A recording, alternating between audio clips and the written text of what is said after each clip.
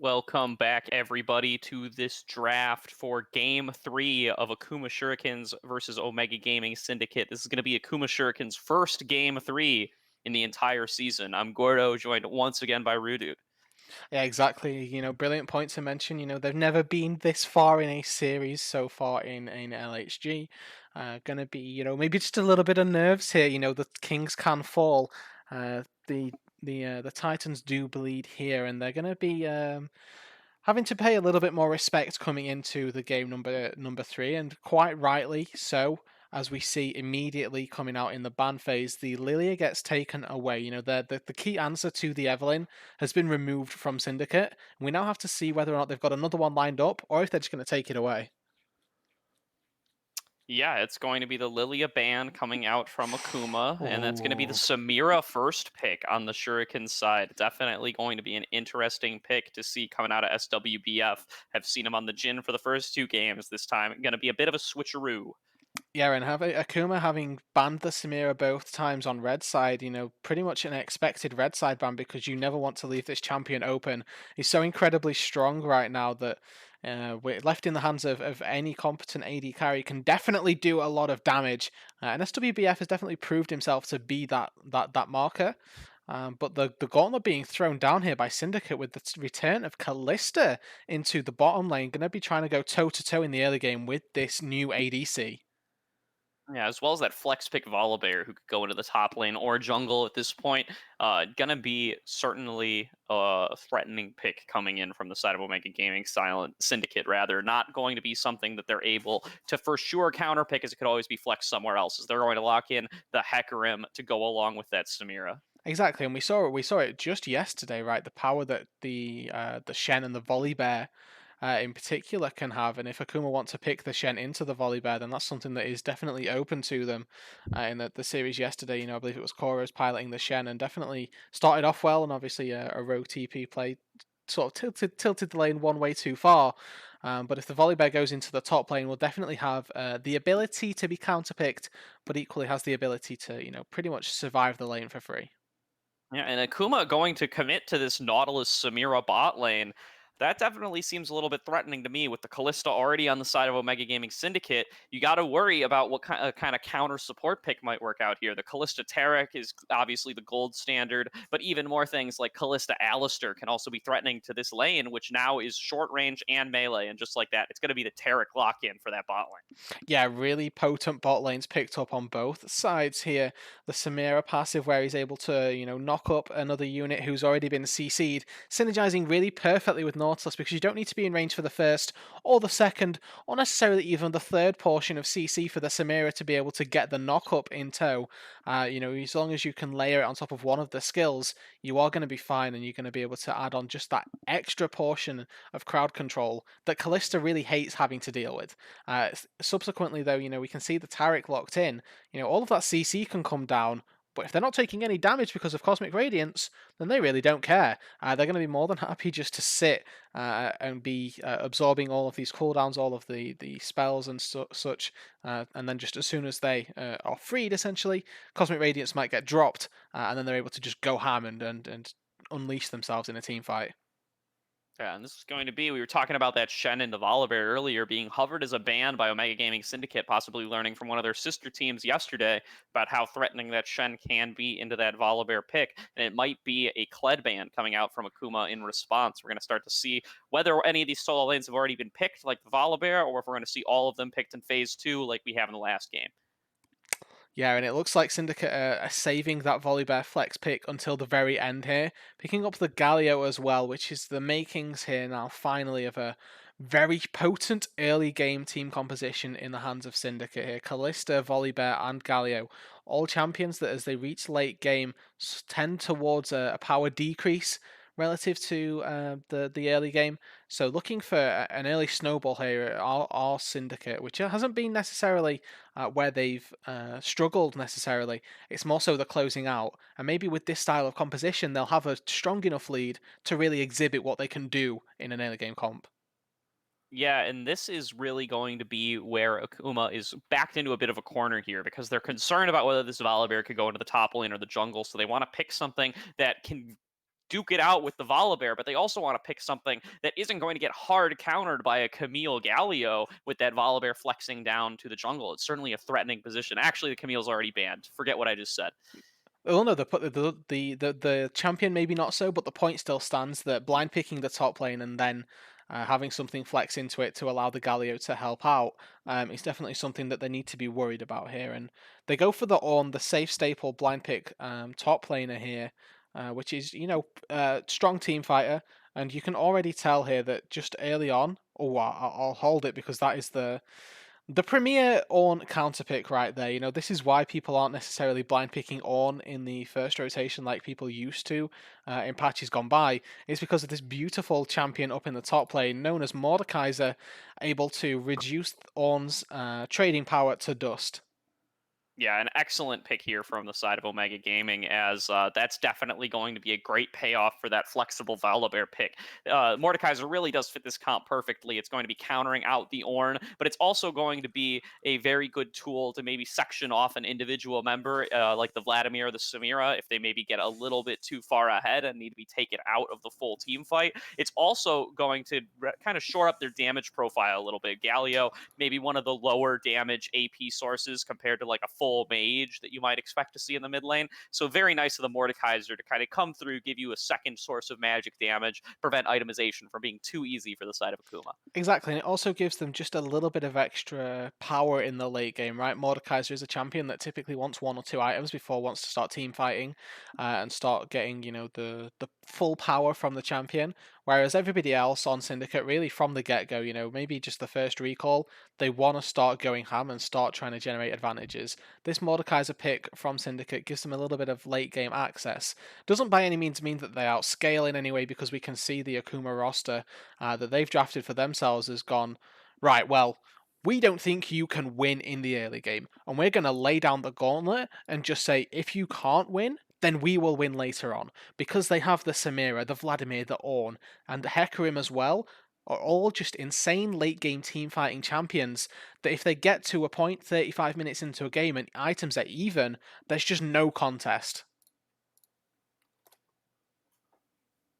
Yeah, absolutely. But gonna be something that we got to be worried about in the early game a little bit. This Volibear going to be a very powerful early threat, going to be able to take early trades against the Hecarim, you've got to assume. And this Callista Taric is something I really want to look at for the side of Omega Gaming Syndicate. This seems like it should be a hard lane counter against that Samira Nautilus. It seems like it should have a lot of control in this bot lane to be able to do as it pleases and to maybe even be able to take a huge advantage in the 2v2. Exactly. This is what we want from pretty much any Callista lane is to be able to start dominating and much like what we saw in game number one from Twisty, is be able to break down the first turret, try and rotate your advantage around the map, maybe get yourself a second set of plates onto the AD carry, onto the marksman, and really propel the Callista into a position that is much greater than the Samira's. One of Samira's, key tools is that Blade Whirl where you are able to reduce or pretty much just block any skill shot, any projectile coming through. And versus most AD carries, that can be quite beneficial because the majority of them have a key cooldown that you want to block. Callista is really the exception to that rule here because you're just throwing auto attacks, and yes, you maybe block one or two auto attacks with the Blade Whirl, but once that Ren stacks up, there's no way of blocking the Ren damage. So Callista are a really nice pickup into Samira in this instance, and I really think that if they play this bot lane correctly, with the Volley Bear sitting in the pocket, Fall and recognizing that Twisty and Rutenium are the carries, they can start to dominate in the early game.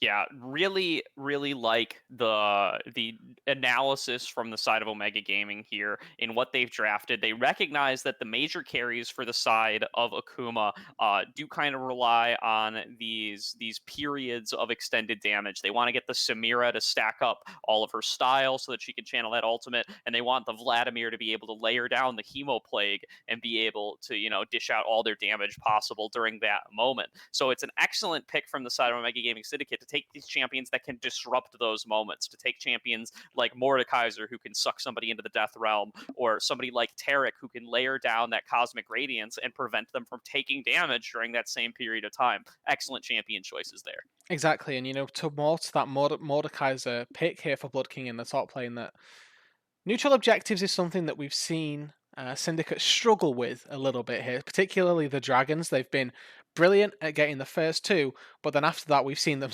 get stifled quite substantially as we get later and later into the game. Mordekai's are one of those champions that if a team fight sets up itself around the Dragon, and even if Hecarim tries to jump on in, maybe get a steal, as long as the Mordekaiser just presses R, there will be no Dragon for Hexmist to try and steal away, for him to take away with the Smite. So this is just another pick that aids Syndicate in getting themselves to that early game soul win condition.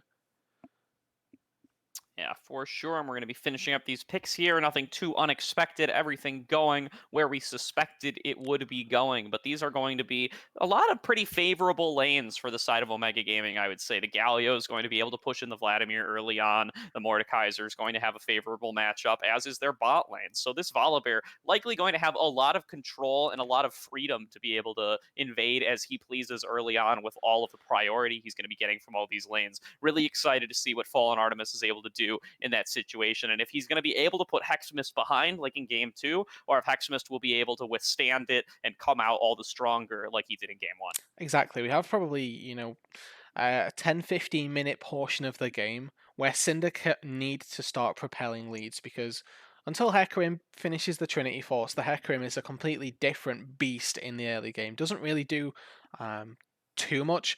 Can gank and can do so effectively, but relies a lot on other people to deal damage. Hecarim sort of acts as a bit of a pike in the early game. I feel like roaming around with the reckless charges, just trying to pick off low health targets. Once he gets the Trinity Force, becomes an insane team fighter. He's able to take duels with many members, particularly on this Syndicate roster here. Probably be able to take down probably Twisty and a considerable chance at taking down the rest of the side too. So those first 15 minutes for Syndicate, I'm going to be looking to them to have, two Drakes on the board, 4,000 gold lead, because this is what they need to get themselves into a point of the mid game where they can continue to be ahead, even though they don't need to get things gone past that mark. Yeah, and they're going to have to keep that ball rolling because we've seen them in the first two games take those first two dragons and then start to slip up. So even though, their comp absolutely requires them to do what they've been doing every game, we've seen throughout the series that that alone isn't even going to be a guarantee. No, exactly. This is something that is been really prevalent across the series itself, and for Syndicate, talking more about the scaling aspect that is across both sides here. If Syndicate aren't able to find that 15-minute not necessarily win, but advantage, we look at the other side of the rift here. Akuma have got Vladimir, right? And that is one of the hardest scaling mages in the mid lane that you could think of, right up there with Kassadin, as that premier late game team fighter. Versus a composition that Syndicate have drafted here. We look across, they're mainly melee champions, right? Four melees and then the Callista, a really short range AD carry. Vladimir's not going to have any trouble finding access into the backline, into the front line essentially, because Callista wants to be jumping forward. We need to highlight as we get later and later into the game how valuable Sluter will be in teamfights, and that puts more emphasis then onto Rutenium and his Cosmic Radiances, because if they're on point, then they can shut down the Vladimir in a team fight and neutralize all the threat that he will put down. If the timing is off, even just slightly, then Sluter will just say, okay, you've called Cosmic Radiance, I will hold my cooldowns for 10 more seconds and go in when it's called off. Absolutely something to watch out for there. With that said, we are now finishing up our spectator delay. We are going to be loading into the game, getting everything all synced up so that cast makes sense for you guys. We're going to take a short break so that we're able to do that. But we will be back hopefully very soon in order for you guys to get to see that game 3. Be right back.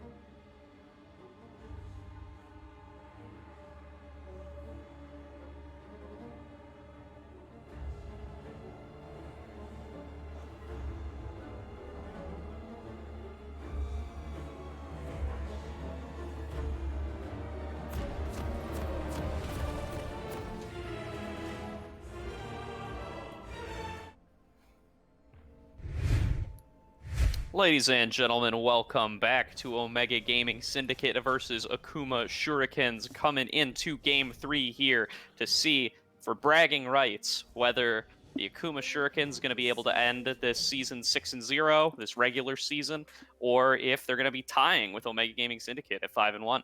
I'm Gordo, joined once again by Rudude. Yeah, and exactly. If you've not been here for the rest of the series, the 5-1 ending doesn't impact standings too much here because Omega Gaming have already lost a game this series. It means that the game record will be in favour of the Akuma roster here. They'll have the wins advantage going in, so they'll be able to cement themselves the first seed for pretty much free right here. So they are playing for the bragging rights of, taking a series off of the team that nobody had taken even a game off before tonight. So quite a lot to play for in this game now. Previously it was more of a we're playing for pride over we're playing for essentially the ability to take a game off of you. Now taking a series is an entirely different beast itself.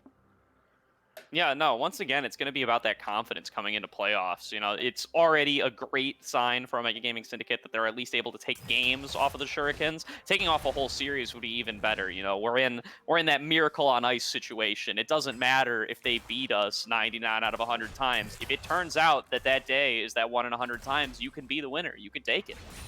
Exactly, and already, we're looking focused down on the bot side of the map right here.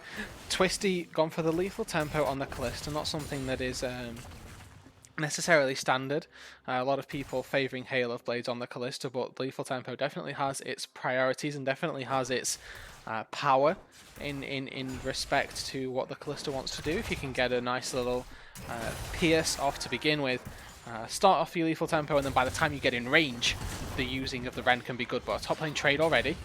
Yeah, Klein getting level 2 first. Blood King not quite being able to take down the minion to get level 2 himself. That's going to result in a pretty favorable trade for the Ornn there. Just a little bit of a miscalculation from Blood King, missing that minion.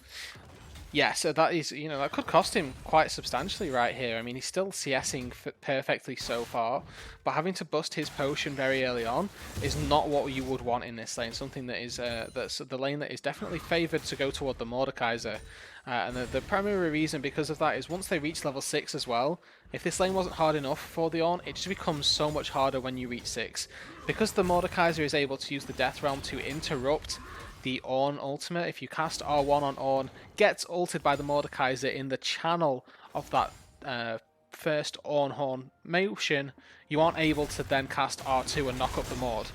Yeah, going to be some trading in the top lane. Also worth keeping an eye on bot lane as Artemis is lurking around. But Klein taking a lot of damage here from this Mordekaiser passive. Not going to be a kill threat, but maybe going to be threatening to force him back if he's not too careful. The wave's going to be crashing into the turret. He's going to pick up what he can here. And now it's going to be the bot Scuttler going over to Fallen Artemis. Yeah, looking to cheat a recall right there. Gets the wave pushed in under the turret. Going to go back and might not even have to teleport here. Something that Blood King has been very cognizant of is not using his TPs unless it's absolutely necessary. Yeah, Fighting in mid. Lexi going in for an aggressive trade onto Sluter here. Not going to be able to use that pool while he's taunted up. And at that point, so much damage has come in that there's not really a point in using it at all. Good trade. Exactly, and we can see already from the winning lanes that you talked about right in the early game that the bot crab was able to be picked up by Fallen Artemis, and Hexmist, he's going to be late to go up to the top side to pick that up. And if the solo laners wanted to contest, if Fallen wanted to recall and go there straight from the bot crab, that was definitely an option. Actually spent a little bit of time in the bot lane trying to just see if there was a gank angle. There wasn't, doesn't waste too much time, but it's the time wasted that denies the double crab potential. Now I'm just going to walk back into his top side, clear that up. And the Hecarim left on the top side could try and force a gank onto Blood King here, who is sat in the middle of the lane, doesn't quite have a ward down just yet. Yeah, and we can see that Intexi's gone into the opposing red jungle to put down that ward right by the birds there. He's doing that so that he can continue to enable those kind of invades so that he knows where Hexmist is going to be and alive. Taking an unfortunate trade there, getting chunked out a little bit. Intexi once again trying to trade onto Sluter. Maybe getting that Justice Punch a little bit closer than he wanted to, but actually getting a strong trade here. Now getting the pool put down onto him. He's got to be worried about this Q. He's just going to back away, not going to risk it. Good trade there for Sluter. Oh yeah, the passive was available for Intexi, so the auto attack would have definitely put Sluter to Single digit HP, if any HP at all, so both of them just backing away, respecting one another. Obviously, if Intexi used his flash right there, would have been able to get the quick boop, and that would have been, you know, the blinking HP bar, if so, the first blood. Bot side, though, we've seen this advantage keep extending. Aggressive invade coming in from the bot side. We're going to see Rutinium and Twisty fighting back and forth here, but Twisty's going to be engaged onto a little bit earlier than he expected to. SWBF taking a bunch of damage from Rutinium here, but he's not tanky enough to keep up this fight. He does not have the aftershock. He's forced to flash away, but is met by a flash and turn from Alive. He's going to be stunned back as they retreat. Now it's going to be Fallen Artemis coming in from the side, threatening to kill SWBF here. Alive as well, no longer has access to the flash. He's going to be stunned up by this Volibear. He might get taken down here for First Blood. It's going to be First Blood picked up by Twisty from Fallen Artemis coming in on the gank here, turning around that fight that previously was going over towards Akuma Shurikens. Yeah, all summon is expended on the bottom side, save for the Samira flash right there. Syndicate get the first blood. They don't get to push the wave all the way in. They have to stay and push this in, otherwise SWBF is going to be in such a good spot. But nice Fallen Artemis. That's going to be a flash from Fallen Artemis, and as well as a stun from Rutinium looking for the pickup here, but they have the Hecarim for the counter gank. They're able to avoid the stun with the counter flash from SWBF, and it's just going to be the teams backing away.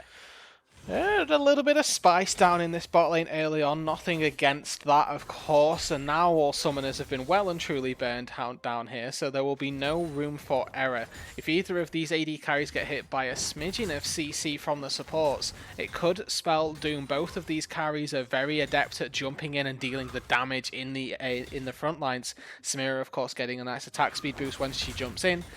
The Kalista having the lethal tempo gives her that boost herself. So, you know, this bot lane could definitely still present a lot of action for us as we get later and later into this game. Slight CS advantage, though, for the Samira, and yes, she did stick around for an extra couple of waves to push that all the way in and give herself, you know, the more ideal reset.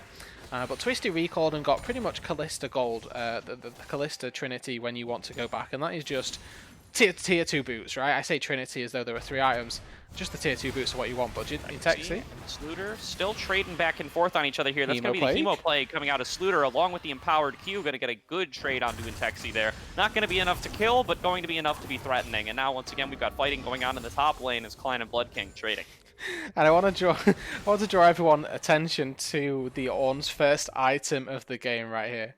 The Quicksilver Sash has been picked up for the Ornn, which is going to be able to remove him from the Death Realm should he go in. And apparently give him some excellent trading ability here as well, as he's just going to be going all in on Blood King here as he gets ultimated at the perfect time to turn off the Ram and is now stuck in the Death Realm, going to be soloed out by Blood King.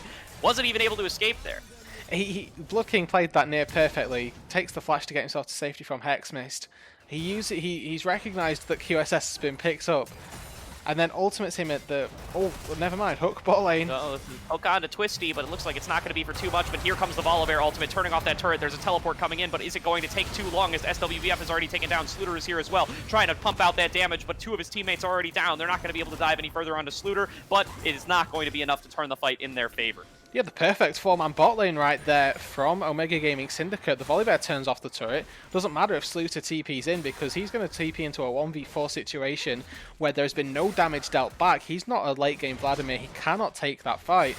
And Syndicate generate themselves a nice advantage, putting this Samira even further behind right now and giving Twisties more and more opportunity to start taking over this game. Looking in this top side, TP's back, could be looking for a fight. Yeah, now he's got a straight-up Rylai's Crystal Scepter now, which is going to be slowing down onto Klein. Klein might not actually be able to escape this. He does not have ultimate. He does not have flash. He's just going to get run down by Blood King here, as it looked like Hexmist was coming up to try to make the difference, but Intexi, already waiting for him, knows that this is going to happen. Now might turn this into 2 kills. Klein has already gone down to Blood King on the other side, but now Intexi is looking to pick up Hexmist here, going to get the ultimate out, but no kill. Onslaught of Shadows to safety for the Hecarim. He's also able to pick up the Rift Herald right there, so a slight cross-map play coming through for the side of Akuma Shurikens right there. But so far, you know, I talked about the fact that we want to get to maybe 15 minutes and have Syndicate with that 3,000-4,000 gold lead. They're 9.5 minutes in the game. They've got 2,000. They're well on their way to that point. Intexi hits the taunt mid lane and he's just going to walk away.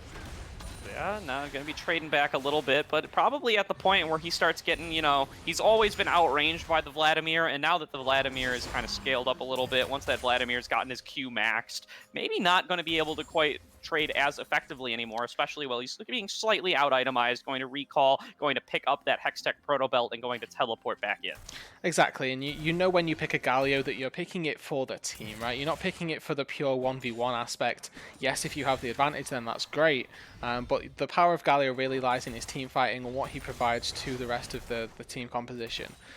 When Vladimir, as you mentioned, reaches level 9, has this CDR garage sale essentially at the moment with the Kindle Gem, with the Fiendish Codex, it's going to be sustaining through all of the Galio damage. Going to be an aggressive trade from the Galio here, rather. Just getting a good trade in, using the Proto Belt, using the Justice Punch, but going to get ulted in turn by the Vladimir. Not going to hit anybody with the E. Here comes Going Fallen. to back away here, and now here's Fallen Artemis for another gank of the bot lane. They flash Taric stun onto Hexmist, but Hexmist is just going to be running away as fast as he possibly can. It's going to be a flash from the Taric and a follow-up from Fallen Artemis, but they're not able to pick him up. It's going to be the Taric ultimate protecting everybody from the Samira ultimate. This is those zones I was talking about, those moments where these fights can begin. Meanwhile, Sluter's getting engaged onto by Intexi, going to trade flashes and get away there. Wow, big fight in the mid lane as well as in the bot side of the map. Slight split of resources from Syndicate right there. They got a little bit greedy trying to go for Alive as well as the rest of the rest of the Akuma roster right there as I slur all of my words. But they managed to, in fact, walk away with pretty much everybody alive. Blood King still on this top side, absolutely decimating the Mordekaiser, which is what we expect. Oh, decimating the Ornn rather, is what we expect coming out of this top lane in Texi. Texi punching a wall there by accident. But yeah, this build out of Client is just baffling me now. You know, he gets the Quicksilver Sash and he gets solo killed, and he comes back and he gets solo killed again, and he's like, you know what? It's Bramble Vest time, baby. And he's back in this lane. He's got his armor item. He's still losing trades, and I don't really see any point where this is going to turn around. No, not with this itemization, right? There's a reason that Ornns have He's got a rejuve bead. Why does he have a rejuve bead? There's no reason, Gordo. There's a reason that the Ornns have very standard build paths, right? And it's because of those ornaments. The reason the Ornns always go a bit Oh, that's going to be a flash and an instant kill from Fallen Artemis, just catching Hexmist at very low HP in the mid lane, able to expend that ability, get the Frenzy stack onto him, and just able to one-shot him. Fallen just says, shut up, Rude, we know about Ornn items and we want to fight. Really nice pickup in the mid lane, uses the flash to take down the Hecarim, who's still not completed his Trinity Force quite yet. That's his first death of the game, but the Volibear completed jungle item is definitely winning out this 1v1. He actually has no mana, going to be forced to Proto Belt away. But Sluter doesn't have the HP, or the resources rather, to get back in range. Yeah, no, and Vladimir inching towards getting that 40% CDR Vladimir rush build that we've seen before, likely going to pick up the CDR boots here to complete the 40% early on in this game. Usually something we see the Vladimirs go for. It's just really effective to be able to spam out those Qs and those Es as quickly as you can, get Tides of Blood and Transfusion out as much as possible. Just more effective than the raw stats often. Yeah, exactly. There are two types of build. You know, this one that we see here. Almost died in the jungle camps. He's having a rough game, that's for sure. I mean, he itemized into Mercury Treads more so than over the other Trinity Force component, right? Like, that's an entire sheen that he's just not got because he's gone for tier 2 boots, which he's been forced into by this Galio, essentially. You know, if he's trying to make plays around Galio, he's just getting blown up by him. The tenacity reducing the taunt duration will definitely help him out. Yeah, and now Twisty and SWF going to be going at it here a little bit, just going to dash away there. And every time on this top side that the grab from Mordekaiser gets thrown out, Ninecline is using the Bellows Breath to keep himself safe, right? But it comes at a cost, because that is Ornn's leading trade power, and if that is down, then there's no way that he can focus on a fight in the top side. Twisties, though, with the rest of Syndicate, walks on down. They take the bot lane tier 1, as we expect them to, just as the turret plates fall, but that is going to be the first brick gold distributed between 4 members, which isn't the most efficient way of splitting it, but they're going to be happy with it nonetheless. Sluter walks down, spots them taking the Drake, but nobody else is nearby. This is going to be Mountain Drake, the second one of the game for Syndicate. As we expect, we're now looking to them to try and close out this game now. We're only 15 minutes in, but they've gotten themselves enough of an advantage that I believe they should be able to get an Infernal Soul and use that Infernal Soul to then close out the rest of the game. Yeah, you know, we were talking about in the draft that we were going to expect Omega Gaming Syndicate to be making plays in the first 15 minutes and to be developing a lead for themselves. And here we are. They're 6-0. They've got a 3.5K gold lead. they have the opportunity to close out this series and take it for themselves. Bringing them to a total 1-1 series record with the Akuma Shurikens would be great for them. Exactly, and low key proud of myself here for predicting the game state at this point in the game. I said 15 minutes, two Drakes and a 3 or 4K gold lead. I've got bang in the middle, and we're looking now for Syndicate to rotate Twisties back up to the top side and make plays happen around this Thomas top getting turret. traded onto here. Sluter, rather, just going to try to trigger his phase rush and move on away. They're going to finish up that Scuttle Crab as the members of Omega Gaming are looking to start up this Rift Herald. Likely not a fight that the Akuma Shurikens are going to want to take. Going to see if they can trade for something elsewhere on the map, but they've already got all their members on this side, so going to be a Rift Herald for nothing. Yeah, exactly. They walked up to maybe see if Syndicate hadn't committed all the resources to that top play, but that they did, right? So the play is called off by Akuma, and we can look at the items across the Syndicate roster. They've got first items picked up on pretty much everybody. Shurelia's Blade of the Ruin King, Proto Belt, Cinder Hulk, and the Rylai's Crystal Scepter is a full item in everybody's inventory. They now use the Herald in the mid lane. They might even get a second charge off with just how far ahead they are. And this is perfect macro. Here looking up to try to get into this middle turret. They is TP on both of their side laners here, so they could threaten a flank. The members of Omega Gaming going to just take the charge and move on to set up for the Dragon, which is going to be respawning not for 3 more minutes, so they got a little bit more time to set up, get some lane farm, get some jungle creeps. Exactly, they've got time to hopefully go up and complete the outer turret swoop right here. This top tier 1 still stands, so that's what their next objective should be. They've got plenty of time to focus on that before they have to go down and set up for the Drake. Kalista and Taric are still more than strong enough to walk up, and with this Ornn build being rather questionable so far, they have the opportunity to really take him down. Even if they go under the turret using the Volibear ulti, they can use that and it'll still be up in time for the Drake. So confused, dude. These don't all build into something. I don't understand. Did you play Nexus Blitz? I did play Nexus Blitz. This is the tanky version of the Golden Spatula. Oh, alright. You know what? I He's going understand it for. now. He's completed the Catalyst with his Forage there. Likely, we've got to believe now he's going into the Abyssal Mask. I think we've started to normalize a little bit. I don't understand what the Rejuve feed is doing there still, but just hanging out there. If you think about it, it costs 3 health potions. If you hold on to it the whole game, it might kind of pay for itself. Yeah, it probably does more than the 3 health potions, but there's a reason that at a certain point you don't buy any health potions, right? I think that maybe first or second recall health potions you start picking them up, but after that, you're never really looking to pick those up. Well, it sells for 105, so really it's like 1 health potion at the end of the day. It's going to be a dive coming into him, though. It's not a Rejuve feed that can save you at this point, buddy, as the Volibear is right on top of him, but it looks like they haven't quite been able to finish it off here. Now Fallen Artemis maybe tanking a little bit longer than he wants to. Blood King going to get engaged on by Sluter on this Vladimir. Got the Hemo Plague on him. Going to be shut down. Now Artemis going to get picked up as well. Oh, no. Nine-Line Klein has pulled off the bait, and Omega Gaming Syndicate have fallen back into old habits. We're past the 15 mark, and suddenly they can't win fights anymore. And he's just laughing with his Abyssal, with his Catalyst of Aeons and his Mercury Chats going, I didn't need the tank. That is the Rejuve feed diff right there. Walks away with just a slight amount of HP, and Hexmist is able to come in with Sluter and pick it up. Another pause here in game number 3 as we get a time to reassess the situation. Yeah, no, Blood King and Fallen Artemis there just needing to take a little break, just try to figure out what just happened to them, as they were going for what looked like a really successful dive early on, but they are just met with a good TP there from Sluter, slightly miscalculating how much damage they could get through on Decline, and he's able to just walk on out of that while his teammate picks him up on the backside. Exactly, and jokes aside here, it's really important to check where those kills went. That was a 200 gold, 150 gold shutdown that have been given over, and both went into the pocket of the Vladimir, right? This late game hyperscaler that we talked about in the draft, that if Syndicate aren't able to keep down, we'll have an amazing time during these teamfights. Just because there are 4 melee champions and a Kalista on the Syndicate roster, Vladimir's going to have an easy time finding access to nearly every single champion here. So we need to make sure that Syndicate now, they need to look, reassess the situation, go, okay, that was bad. If we do that once more, this Vladimir can take over the game. We need to reassess, focus up, and now look to really, hone it in and focus on winning.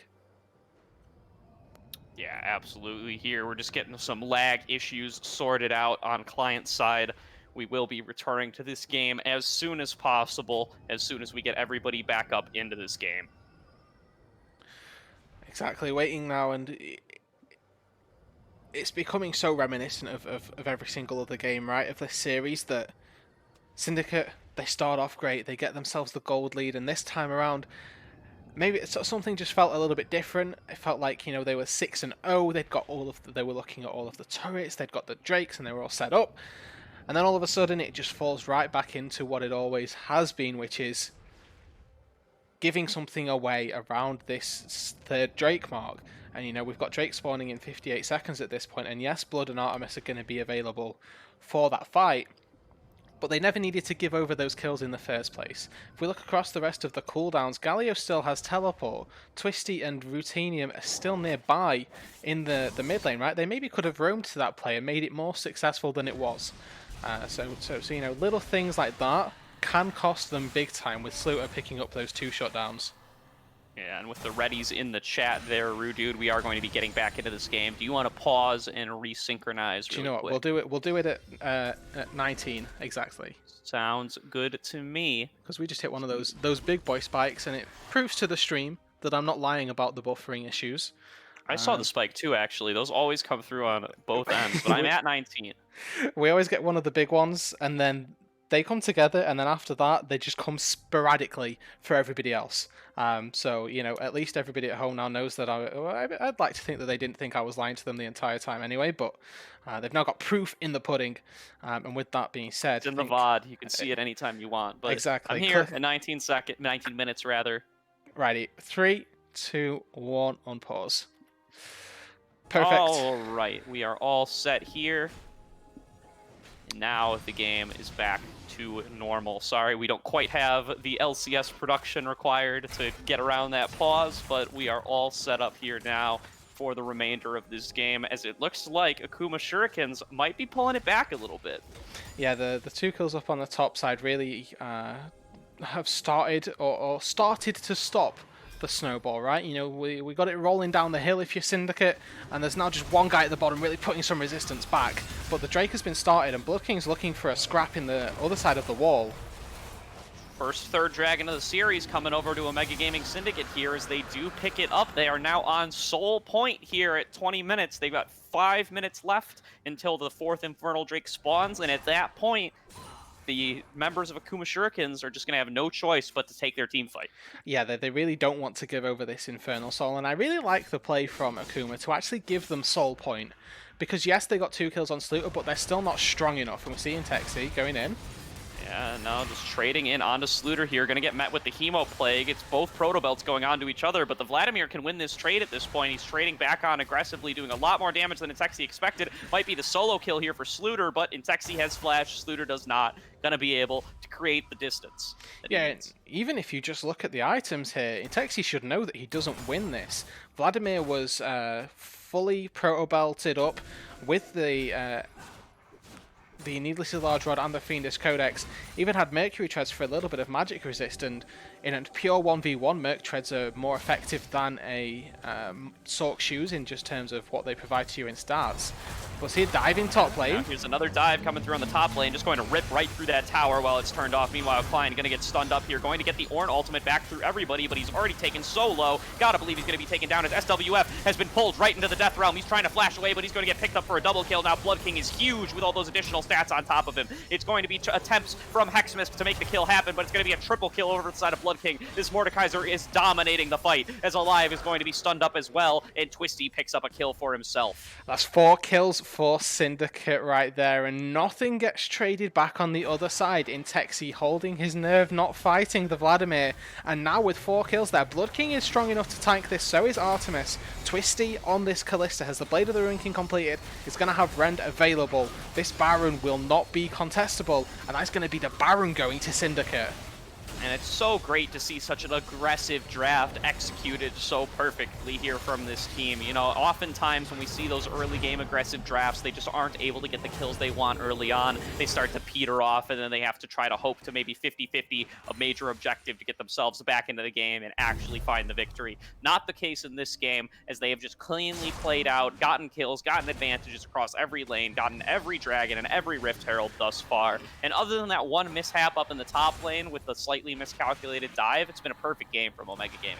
Exactly, and we talked about it in the draft that Syndicate went for this early game comp and Akuma threw down the gauntlet and said, we're going to pick Vlad, we're going to pick Samira, we don't think you can execute on this. And Syndicate have just taken the challenge and taken it to Akuma perfectly here. As you mentioned, 6,000 gold ahead, they're on Soul Point. They now have Baron as well. They've got all of the tools necessary to close out this game, and at the very least here, what I need to see from Syndicate is to get this Infernal Soul, because if that is the one thing they do with this Baron, the Infernal Soul is a permanent buff, and at the very least it will enable them to now set up for maybe the next Baron that respawns. They can also look to take down inner turrets now with this Baron. They still have Volibear Ultimate available, they've still got these big CS, or rather gold leads across the team members to make things happen. And if they go around and, you know, start putting pressure on across the map, things like this are going to start happening. Structures are going to fall, and Syndicate are going to start making waves in the game. Yeah, no, Syndicate just executing their 1-3-1 here really effectively. They've just got one member in each of the side lanes, 3 members in the mid, and they're synchronizing the wave crashes so well so that nobody can really interrupt this. And Texi not quite getting the Baron buff onto these bot lane minions there, so Vladimir's going to be able to clear them out. But still, in the top and mid lane, Akuma Shurikens, rather, need to be watching out.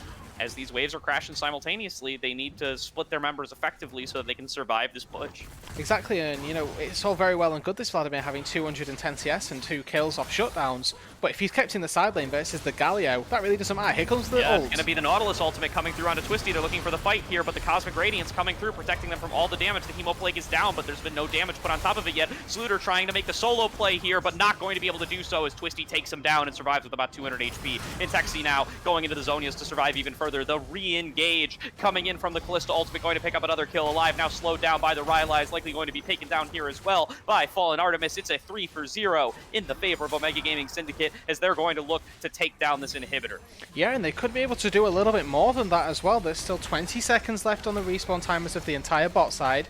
2 inhibitors seems very safe, and we could see them maybe go for even more. Left. They are going to go for the Nexus here with their Baron buff. They are definitely able to do so, as there's 10 seconds back on Sluter. Going to be a huge knockup coming in from this Ornn, but they might just not have the damage. Onslaught of Shadows coming through across the whole members of the team, but he just gets taken down as there's no follow-up available. Now it's just 9-line Klein, 1v5, trying to defend his Nexus as his teammates start to respawn. They're going for the fight here. They're going to look for the Samira to clean up everybody with the Inferno trigger. They get it across, but they only get 1 shutdown as a result. But it's Sluter now looking to pick up the rest of the kills. He's already got a double kill. He's going to turn this into a triple kill onto the Vladimir. Twisty trying to turn this around, but it's going to be a quadra kill for this Vladimir, unless Twisty can make a huge play here. Alive going to go down, but Vladimir completes the quadra kill. Sluter able to keep himself and his team in this game.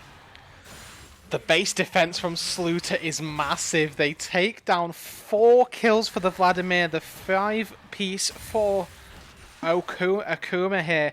They lose 2 Nexus turrets, 2 inhibitors, but importantly, they are going to be able to start contesting this Infernal Soul. The Drake is respawned and every single member of Omega Gaming Syndicate is dead. The Hecarim is alive and he is beelining for that Infernal Drake. We see TPs from Blood King coming through. Yeah, he's no TP from Blood King Texi. is coming to the side. Blood King knows what's up, and he knows that he can 1v1 Hexmist here if he has to. Hexmist might have sniffed out that Blood King's going to go for the TP here, and he's just going to leave the dragon.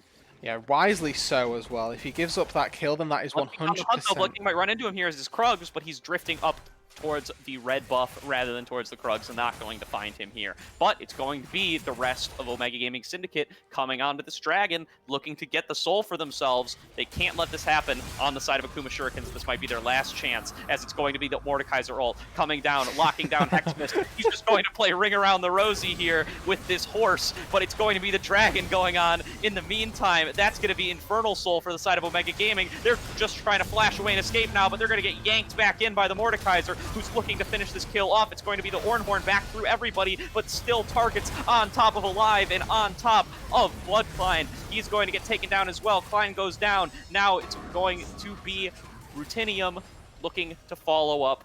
Nothing else going to be going on in this fight. It's going to be a kill on decline, and now it's going to be the turretless Nexus defense All for the eyes on side of Sluter. Akuma Shurikens. Can they survive here? And Texi looking in here. Sluter going to be trying to get this kill onto Intexi, who's left a little bit alone, but meanwhile, Hexmas is having the same thing going on the other side. They're going to be picking up Intexi here with the shutdown onto SWBF. He has no cooldown on that ultimate. Meanwhile, Sluter is going to be trying to 1v3 on the other side. Blood King going to get taken down by SWBF as well. SWBF looking to make this happen for his fight, but his teammates are already taken down. He pops the Infernal Trigger, but isn't able to get it onto anybody. He gets sniped out by a good Q from Twisty as Twisty finishes him off. That's going to be the ace. That's going to be the Nexus. And that's going to be the series for Omega Gaming Syndicate, tying the top of the standings in this group at both 5-1. Yeah, they say, you know what, Akuma, you might have been unbeaten coming into tonight, but we're not just going to take a game, we're going to take the series off of you, and we're going to stamp ourselves as contenders in this league.